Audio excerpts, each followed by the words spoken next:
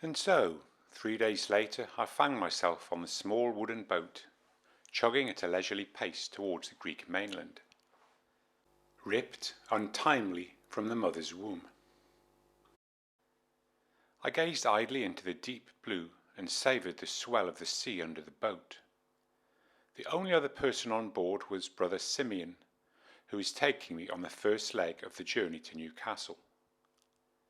Twice weekly he took the boat to the mainland to collect supplies and the odd pilgrim. He had been on the island already about 15 years before I showed up. Before that he had been a nuclear physicist in the United States.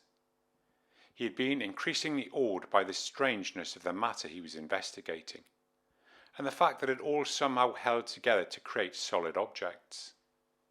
Countless forces were held in exquisite balance to allow the universe to exist in some kind of order. If any one of these forces changed by even the tiniest amount, the whole universe would instantly collapse. He had once explained to me that the odds of the universe existing were calculated at around 1 in 10 to the power of 50. That is 10 with about 50 noughts after it, give or take a few trillion.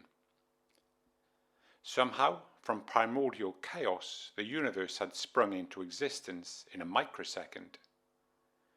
It had become increasingly obvious to Simeon that something, or rather someone, had ordered things. And then, one day, some words in church struck him to his core. And God said, "Let there be light." He suddenly saw the world anew, the whole cosmic vision laid out before him in an instant. Simeon's father had taken him on a trip to the island when he was in his teens, and he felt called to revisit the place after his revelation. After a few visits, he had decided to settle there, exchanging his glittering career in dark matter for one exploring the darkness of unknowing. We sat for a while enjoying the play of light on the waves, and that particular quality of silence which exists between monks. "It's getting ever more crazy out there," chuckled Simeon. "Be careful. Life is getting faster and faster. People are getting more and more confused. Sometimes it feels like the end time is near." We began a discussion on nihilism, I recall.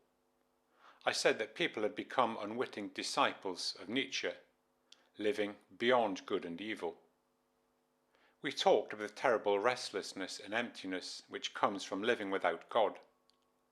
The faster people run after happiness, the faster it recedes. They thought they had abolished God, but they had merely abolished themselves. If there is no God, there is no divine image in man, and we are no more capable of good than rats. I mentioned my father, who I would be seeing on this trip. I described how, when we were small children, he was obsessed by Nietzsche and driven to a mental breakdown. He would fly into uncontrollable rages. He never hurt us, but we were sometimes terrified. I will never forget that wild look in his eyes. I had a tremor in my voice as I spoke, and Simeon paused to allow the emotion to hang in the air. After a moment I calmed down and concluded. So, I realized pretty early on that there might be some kind of flaw in the atheist philosophy. Simeon replied softly, "And they don't believe in demons anymore." I watched the wake behind the boat, and it reminded me of nihilism, a mere froth caused by something else, which would soon disappear into oblivion. An hour later the boat drew alongside the small jetty, and Simeon threw his rope over the landing pole. We parted with the usual custom of kissing each other's hands, and the farewell, "God be with you." I jumped out of the boat and watched it head back to the island. I suddenly felt desolate and wanted to cry out to Simeon to return, but I just stood there until he was out of earshot. I sat on the bench to wait for the minibus to Corinth Airport. Sleepiness came over me, so I used my lumpy rucksack as a pillow and lay down. I was transported back to my childhood bed. I must have been about 8 or 9. I felt completely weightless and wondered whether I was dead. I floated up slowly from my bed, passing through the roof. The lights of the city started receding. I was speeding up, faster, faster. The whole earth was receding behind me. The planets receding. The sun receding. Billions of stars receding. Entering total darkness, a place beyond the universe. I felt completely safe, held in a huge womb. I felt the vastness of the cosmos, but I knew I could reach back and touch any part of it. I was at once a tiny speck, and yet larger than the whole universe. All of a sudden I was thrown back on my bed. The sensation was so real, I even felt the bounce of the bed as I landed. I lay in shock for a few moments. What has just happened? I was brought back to the present by the bus tooting its horn. I grabbed my rucksack and filed aboard with the handful of passengers. I don't know why that memory came to me so clearly then. Perhaps it was my first inkling of meaning, the first clue which was placed in my life, the first piece of the mosaic. By itself it had not meant much. It was only much later that the full picture began to emerge. Thinking about it now, it seems like everything I've done since then was part of my investigation of truth, which eventually took me to the monastery. And now I was being asked to retrace my steps from the outer edges of the cosmos to Newcastle upon Tyne. It felt like a pilgrimage in reverse. I sipped my orange juice and gazed out of the aeroplane window onto the fluffy clouds below. My mind was drawn backwards again, to the last time I saw Jake, about a year after completing my philosophy degree. I'd spent most of the day on the sofa, meditating on the futility of being. Suddenly I was right back there, reliving that fateful day. I recall I had been asking myself whether the darkness ever ends, or did it just get blacker and blacker until what? I asked myself what I had learned from philosophy, that fine human endeavour to discover meaning. I concluded that Boethius was basically correct. Philosophy is a mere consolation. But I kept repeating to myself, that will not do, it just will not do. I tried to comfort myself with a thought that at least I had Tanya, such a pure soul, unlike me. She found meaning in helping others through nursing. But that was not enough for me. Life must have an ultimate meaning. Otherwise, how can I carry on? The doorbell rang. Tanya had come to collect me for Jake's party. He was celebrating his inheritance of £100,000 from his aunt. But I couldn't get up from the sofa. My body had dissolved into the darkness. I knew I was unable to hold a coherent conversation or share any of this with Tanya. Part of me felt I should at least try, but the other part of me won. That part which felt the exercise would be futile. The bell rang again and again. Tanya had a sixth sense that told her I was in. She called my name through the letterbox. I felt the concern in her soft Irish voice. The sound of Tanya's heels faded into the distance. In my mind I saw her finely shaped calves.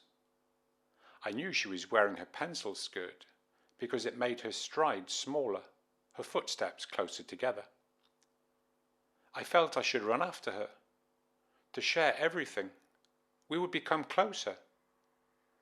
But no, I had no idea how I could try to have that conversation again. It always ended in mutual incomprehension.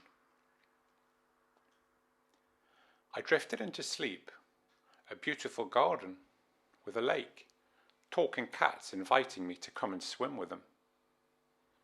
I awoke feeling better and decided I would go to Jake's party after all. I threw some cold water on my face and stepped out into the glorious sunset. Down Westgate Road hill I strode, past all the motorbike shops. I kept stopping to look back at the sunset, an army of pink clouds gliding through a pure blue sky. Later, purple clouds against a dark grey, and finally a thin streak of fire. As I approached the Haymarket pub, the jukebox hit me with Pink Floyd's Tyne, ticking away the moments that make up a dull day, fritter and waste the hours in an offhand way, kicking around on a piece of ground in your hometown, waiting for someone or something to show you the way. About 20 bikers were standing outside, roaring with laughter at some story of the road, pint glasses in hand. A few nodded or smiled as I walked past. I entered the pub and froze. Tanya was sitting on Jake's lap. Pink Floyd continued. Hanging on in quiet desperation is the English way. The time is gone, the song is over. Thought I'd something more to say. There was a look of shock and guilt on their faces, which is still etched on my mind. In an instant I turned and ran. Couldn't stop running. On and on, all the way to the top of Cow Hill on the town mall. The place I always went to collapse into a heap. The dying sun was a huge ball of orange fire, hanging for a moment on the horizon, shimmering, and then, suddenly, it was gone. I woke up an hour or two later. The sky was black and the air sharp. I had a vision of a huge broom sweeping my life in Newcastle off a cliff edge like so much rubbish. Everyone's lives were swept off cliffs across the world. All the rubbish was collected and made into this hill. And somehow it had been greened, and I was sitting on it. So the decision was made. Tomorrow I would call Bob and accept his offer of driving a lorry in London. My reverie was broken by the voice of the air stewardess. Would all passengers please fasten their seatbelts? We're coming into land. I looked out of the window and saw the mouth of the Tyne below. I could just make out the cranes at Wall's End, where I was born several decades previously. From the airport, I took the metro train to St. James, from where it was half an hour's walk to my father's house. I walked past Newcastle United Stadium and noticed how much bigger it was with its huge new stands, more corporate looking. In my day, most of the crowd stood on the terraces, swaying in unison like a murmuration of starlings or like some huge organism. I never missed a home game, standing in all weathers, usually watching Newcastle get beaten. I stopped walking, closed my eyes, and it all came flooding back to me. Crowds of supporters in expectant mood, a sea of black and white converging on the Geordie Mecca. I heard again the croaky Lancashire voice crying, "Only £1 your scarves!" Why we needed a man from Lancashire to sell us Geordie scarves, I have no idea. The hot dog vendors didn't need to shout, there was always a queue for them. Too poor for a hot dog, we would buy onions in a bun. Ah, that smell. We would file through the old metal turnstiles to the sound of the crowd singing the Blaydon races. When we got to Paradise, the bonny games begun. There were 24 on the bus, man, how we danced and sung. They called on me to sing a song, I sang them Paddy Fagan. I danced the jig and I swung me twig, the day we went to Bladen. A thick pall of cigarette smoke always hung in the air. By half-time we were chilled to the bone and queued up for a cup of beefy bovril. I heard again the upward roar of the collective voice when a goal was near. Oh! Then a descent when a goal was missed. Oh! Like a giant sea monster it was. Then the deafening roar when the ball hit the opposition net. The whole crowd leaping in union. Their faces lit up, alive with joy, as if the very doors of heaven had been thrown open. I suppose it was a kind of ecstasy, a standing outside oneself. My soul was ripped open and united with something larger. I can see now that it was the kind of joy which is short-lived, a huge wave which rises up, only to come crashing down, full of sound and fury, signifying nothing. The joy of the monk is very different, a deep stirring of the heart, a still lake.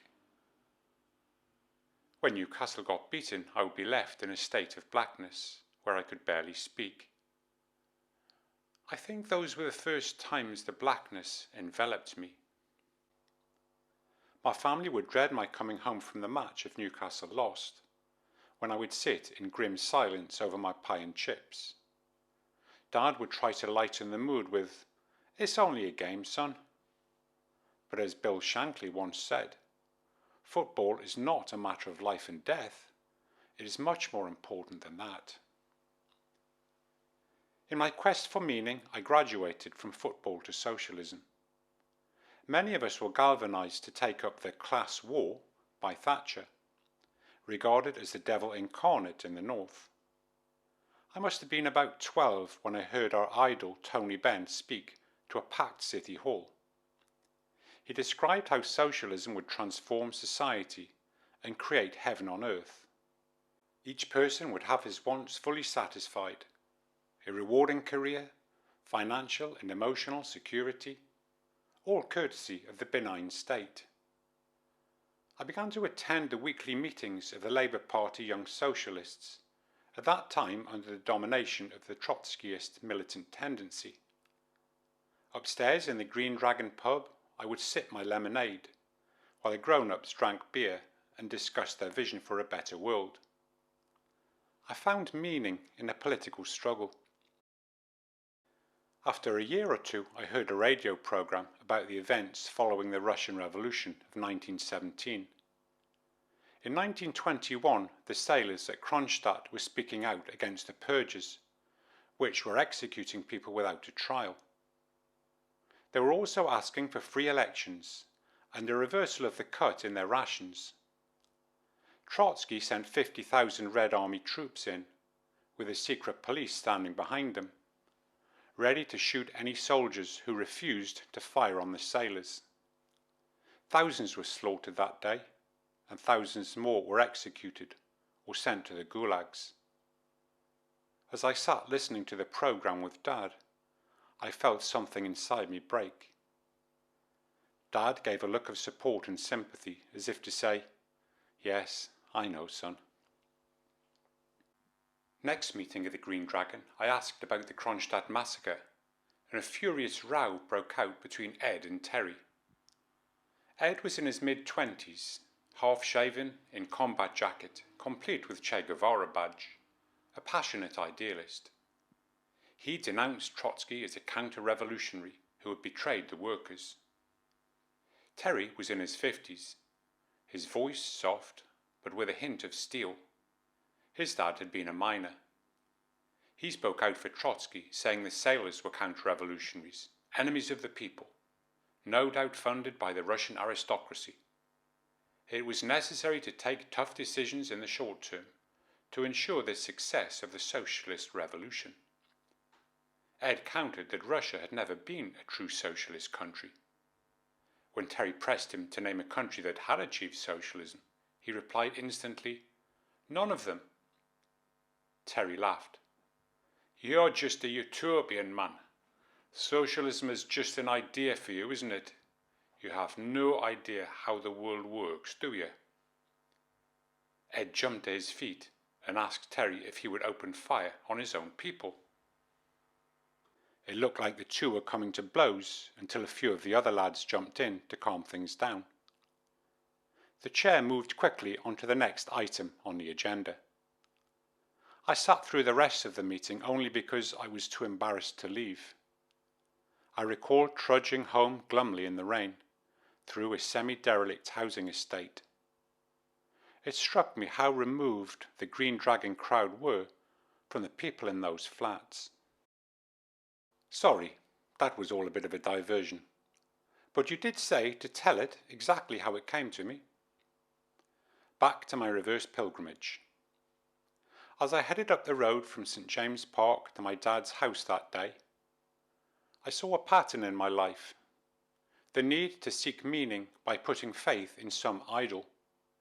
Football was first, then politics, later to be followed by music and our tribe of heavies, in our uniform of denim and leather. I came to the old Victorian part of town with its tightly packed rows of terraces, front doors spilling out straight onto the pavements. These are known as Tyneside flats, or one up and one downs. I noticed that many of the doors needed a good lick of paint, and a lot more besides. Quite a few were boarded up. An old woman in slippers and a pink flowery apron was cleaning her windows. I suppose she was what we used to call respectable working class. As such, she eyed me suspiciously. What must she make of my monk's habit, I wondered. I smiled, but her frown only deepened, and she turned away to scrub her windows even harder. I turned up Melbourne Grove and stopped outside the flat Mum had fled to, with my little brother John and me. We must have been about 6 and 4. Dad's tempers had become too much for her, and she was on the verge of a breakdown. Mum did her best to remove the flat's dingy air, replacing the tatty net curtains, applying a lick of paint here and there, placing a rug or two over the most threadbare bits of the carpet.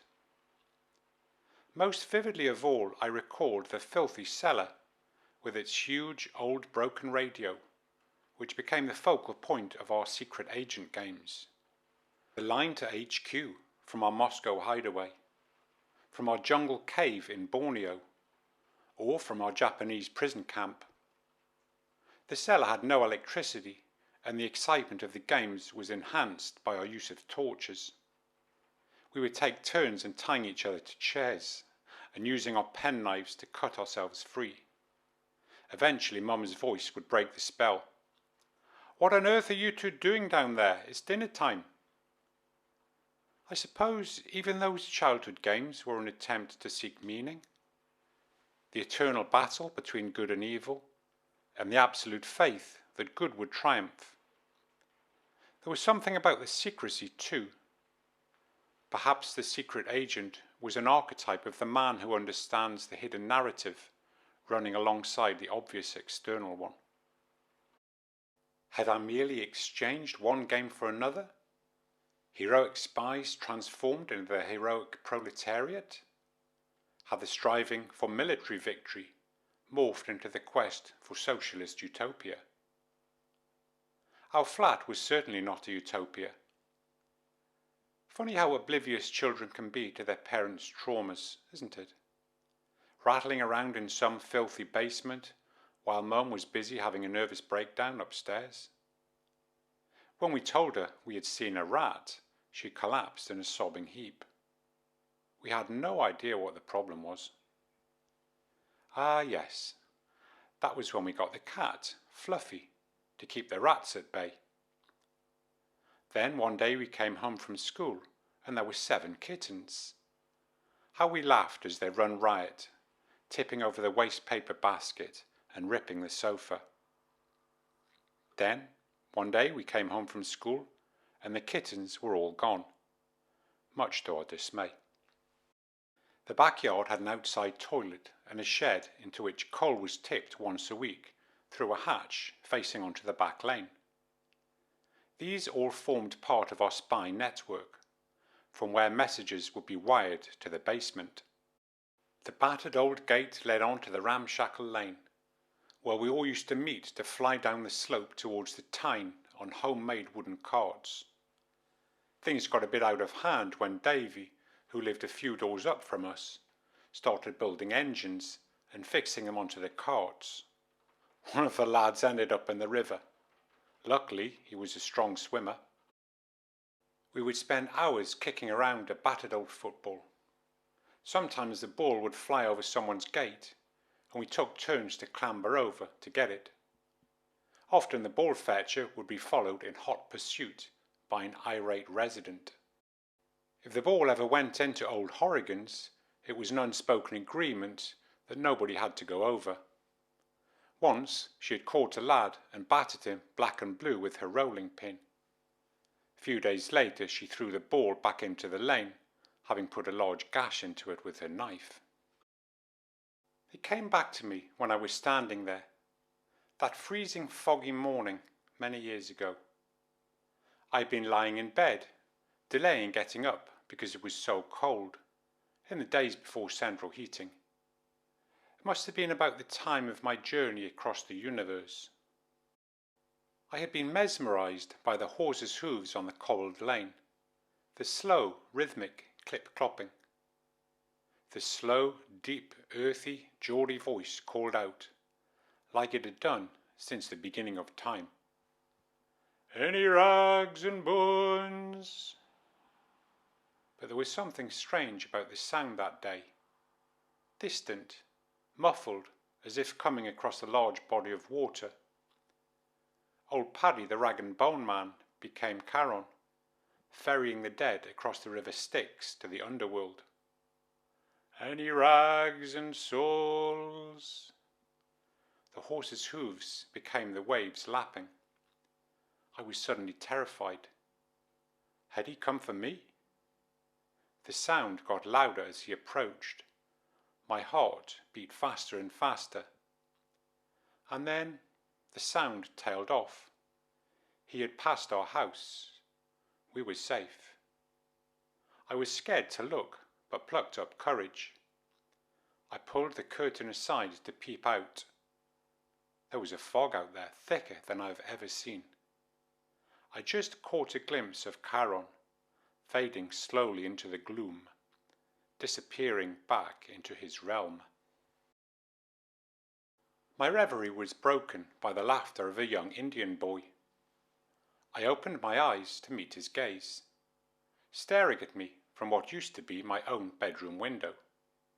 I smiled and winked, and the boy grinned back. I thought it best to move on before the parents arrived, and strode off towards Dad's house. I came to Nunsmore Field, on which none of us had ever seen a nun. I wonder why it was called Nunsmore. The thought of a nun there seemed preposterous, as it was our football pitch. John and I would take Dad on, until we grew so big we beat him easily, and the fun died. A particular game came to me when I was desperate to beat Dad. I ran and ran until I collapsed in a breathless, destroyed heap. What had I been trying to prove? I suppose Freud would put it down to the Oedipus complex. With some trepidation, I turned the corner into Wingrove Road, where my father, Patrick, had lived alone since Mum left. After she had gone, Dad had quit his job as a building manager and started out as a writer. He never met with much success, and his career had been mostly funded by the Department of Health and Social Security, known locally as the Department of Stealth and Total Obscurity. The last time I had seen my father was just before I moved to the monastery, where he had got drunk and told me to sod off back to Jesus. Dad was raised by the Christian Brothers in Ireland, and saw no merit in a religion which relied so heavily on beatings. He was shocked and bewildered that his son should go back there. We patched things up by letter, but it was still an issue for him. I thought it ironic that my granddad blew up at his son Patrick for leaving the church, and in turn Patrick had blown up at me for returning to it. Dad once told me that allegiance to the church in his day had been more tribal than spiritual. The Catholic Church in Ireland was all they had against the English. As I approached my former house, I felt like the prodigal son in reverse. I had squandered father's precious inheritance of enlightenment and wallowed in the mire of religion. I chuckled to myself at the thought of Dad slaughtering the fatted calf in honour of my returning to the fold of atheism. For a moment I was confused and could not identify the house. Then I realised the front door was now green, not orange as it had always been. It was only the 1930s oval frosted window which confirmed it was the right place. A small floral pattern with lead boundaries. I used to wonder why it was bowed inwards. Then one day I saw Dad vigorously cleaning it from the outside, while not doing the inside, and got my answer. As I looked at it this time, I thought of our Samantran, the slow weathering of time. The small garden was mostly the same. A few carefully trimmed conifers, Zen-like I suppose. Dad briefly attended a Buddhist group until he realised they were just as superstitious as the Catholics. I took a deep breath and prayed, "Dear God, let harmony prevail here